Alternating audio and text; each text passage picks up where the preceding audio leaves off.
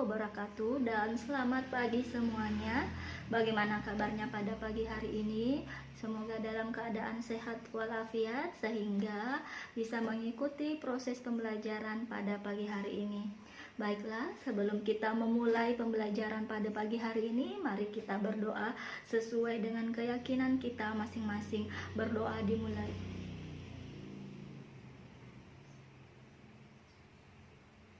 Berdoa selesai.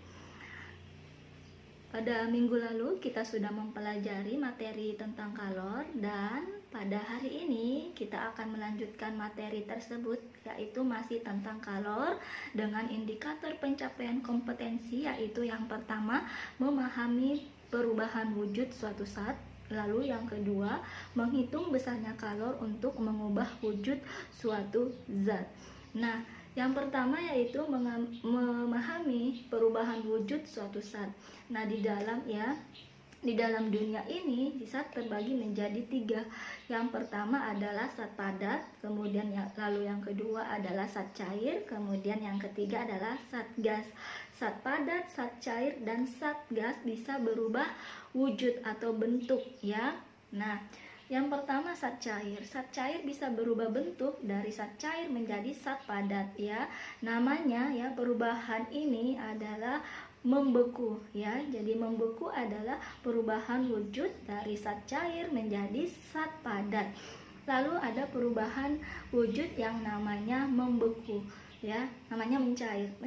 Mencair adalah perubahan wujud suatu zat padat menjadi zat cair, namanya adalah mencair.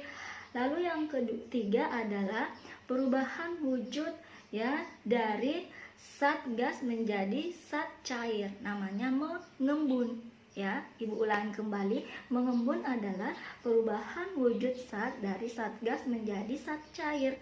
Lalu yang keempat adalah perubahan wujud namanya menguap. Menguap artinya perubahan wujud zat dari zat cair menjadi zat gas. Nah, lalu yang kelima ada namanya perubahan wujud mengkristal. Mengkristal artinya perubahan wujud dari zat gas menjadi zat padat. Dan yang terakhir ada namanya perubahan wujud menyublim. Menyublim artinya perubahan wujud zat dari zat padat menjadi zat gas ya. Nah, itu adalah perubahan wujud zat. Dan berikutnya yang akan kita pelajari adalah bagaimana cara menghitung banyaknya kalor untuk mengubah wujud suatu zat. Nah, mengubah wujud suatu zat memerlukan kalor ya. Nah, berapa kalor yang dibutuhkan? Nah, yang pertama adalah kalor yang dibutuhkan untuk mengubah wujud zat padat menjadi zat cair atau peristiwa melebur. Nah, banyaknya kalor yang dibutuhkan untuk proses tersebut ya, yaitu bisa ditulis dengan persamaan Q sama dengan M kali L, di mana Q adalah banyaknya kalor yang dibutuhkan, kemudian M-nya adalah massa, lalu L-nya adalah kalor lebur ya. Jadi ibu ulangi, untuk mencari persamaan ya atau banyaknya kalor yang dibutuhkan untuk meleburkan suatu zat, yaitu dengan menggunakan persamaan Q sama dengan M kali L. M adalah massa, L adalah kalor lebur zat ya. Lalu yang kedua ada namanya kalor uap ya. Kalor uap itu adalah banyaknya kalor yang dibutuhkan untuk ya menaikkan suhu ya selama suhu benda tersebut 100 derajat Celcius, atau bisa dikatakan untuk mengubah wujud zat menjadi zat cair menjadi zat gas. Nah, kalor uap bisa ditulis dalam bentuk persamaan, yaitu Q sama dengan M kali U. Q-nya adalah banyaknya kalor, M-nya adalah massa, U-nya adalah kalor uap ya. Nah, itu materi yang kita pelajari pada pagi hari ini, yaitu menentukan banyaknya kalor untuk mengubah wujud suatu zat. Adapun contoh soal yang berkaitan dengan banyaknya kalor yang dibutuhkan untuk mengubah wujud suatu zat, yaitu Oke,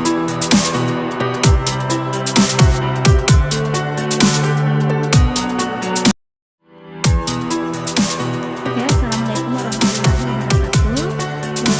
Sekarang kita akan membahas contoh soal dari grafik perubahan wujud suatu benda. Nah, di sini kalian sudah bisa melihat contohnya, yaitu perhatikan grafik perubahan wujud berikut ini. Sepotong es masanya 500 gram dan suhunya minus 10 derajat Celcius dipanaskan sampai menguap. Jika kalor jenis es 2100 Joule per kilogram derajat Celcius, kalor jenis air 4200 Joule per kilogram derajat Celcius, dan kalor lebur es 336 Joule per kilogram, maka jumlah kalor total yang dibutuhkan untuk mengubah wujud zat dari proses A ke D adalah. Nah, jadi yang mau ditanyakan adalah jumlah kalor yang total yang dibutuhkan untuk mengubah wujud zat dari proses A ke D. Nah, untuk menyelesaikan soal seperti ini, kalian harus mengetahui, memperhatikan grafiknya ya. Nah, di dalam grafik ya, untuk sampai ke A, dari ke A ke D itu melalui beberapa proses, yaitu dari proses A ke B, lalu B ke C, lalu C ke D. Jadi ya, untuk sampai ke D itu melalui beberapa tahapan, yaitu A ke B, B ke C, dan C ke D. Nah, yang pertama kali yang harus kalian perhatikan adalah grafik A ke B-nya. Perhatikan A ke B ya. Dari A ke B suhu awalnya adalah minus 10 derajat Celcius ya. Ini cara membacanya. Perhatikan di atas suhunya derajat Celcius. Lalu untuk B-nya itu suhunya adalah 0 derajat Celcius. Jadi pada grafik A ke B itu ya terdapat perubahan suhu, yaitu dari suhu minus 10 derajat Celcius sampai 0 derajat Celcius. Jadi untuk grafik A ke B itu adalah kalor yang digunakan untuk merubah wujud suatu benda. Nah, untuk mencari ya kalor yang dibutuhkan untuk mengubah suhu suatu benda itu rumusnya adalah M kali C kali delta T ya. Nah, lalu ya kita masukkan M-nya berapa ya. Untuk M pada soal ya kelihatan ya 500 gram. Jadi kita tulis 500. Kemudian C-nya adalah kalor jenis ya, kalor jenis zat. Nah, karena pada proses grafik A ke B itu wujud bendanya masih es ya, masih es karena suhunya di bawah 0, maka kalor jenis yang dipakai adalah kalor jenis esnya yang dipakai, yaitu 2100 ya. Kita tulis 2100 dikali dengan delta T. Ingat, delta T itu adalah perubahan suhu. Suhu akhir dikurangi dengan suhu awal. Karena suhu akhirnya adalah 0, kemudian suhu awalnya 10, maka terdapat perubahan suhu yaitu sebesar 10 derajat Celcius. Kita tulis 10. Dari mana asalnya 10? Itu adalah 10 dikurangi dengan 0, itu hasilnya adalah 10.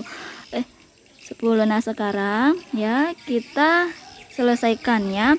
500 gram karena masih dalam gram, maka untuk mengubahnya ke dalam kilogram ini ya dibagi dengan 1000. Kita coret 2 nolnya, sisa 5 per 10. 5 dibagi 10 hasilnya adalah 0,5 dikali dengan 2100 dikali dengan 10 ya. Nah, 10 dikali 0,5 dicoret 1 nolnya, sisa 5. 21 dikali 5 hasilnya adalah 5 kali 1 hasilnya 5. Hasilnya 5, kemudian 2 kali 5 hasilnya adalah 10 ya. 10 berarti hasil akhirnya adalah 105. Berapa nol yang belum dikali? Yaitu 2 nolnya, sisa langsung ditulis nolnya di belakang, maka hasil akhirnya adalah 10.500 joule ya untuk kalor pada proses A ke B. Sekarang ya, kita pindah ke grafik B ke C ya. Grafik BC, perhatikan pada grafik ya, A kali B kali C ya. Pada grafik B suhunya adalah 0 ya. Perhatikan grafiknya yang selurus itu menunjukkan angka 0. Lalu untuk grafik C juga adalah 0 juga suhunya.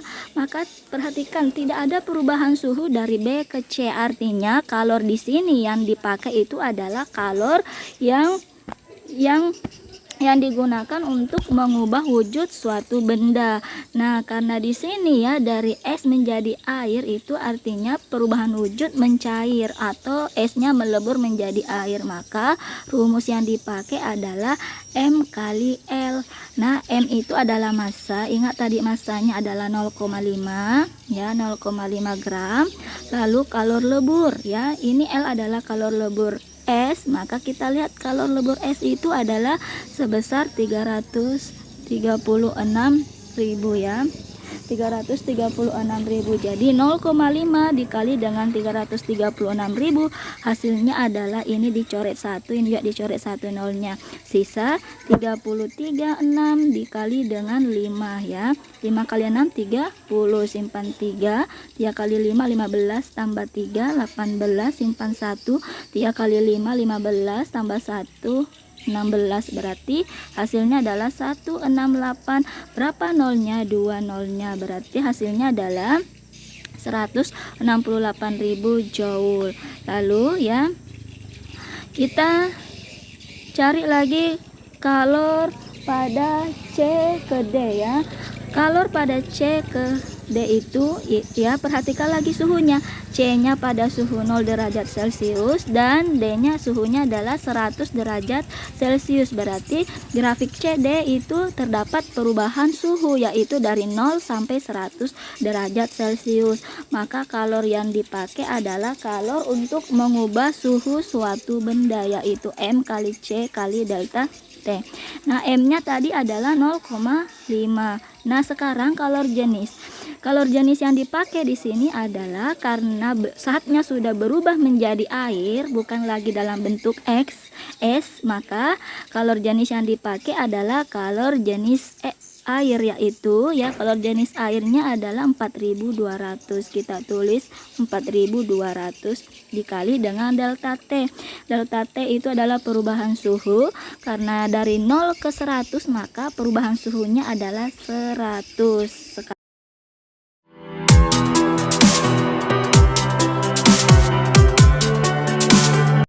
Nah, tugas kalian adalah melanjutkan untuk mencari jawaban berapa kalor yang dibutuhkan pada grafik C ke D.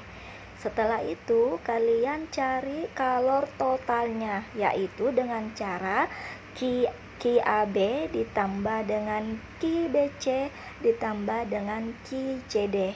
Nah, itu kegiatan kalian pada pagi hari ini. Apabila masih ada yang belum dipahami, silakan ditanyakan. Sekian, assalamualaikum warahmatullahi wabarakatuh dan selamat pagi.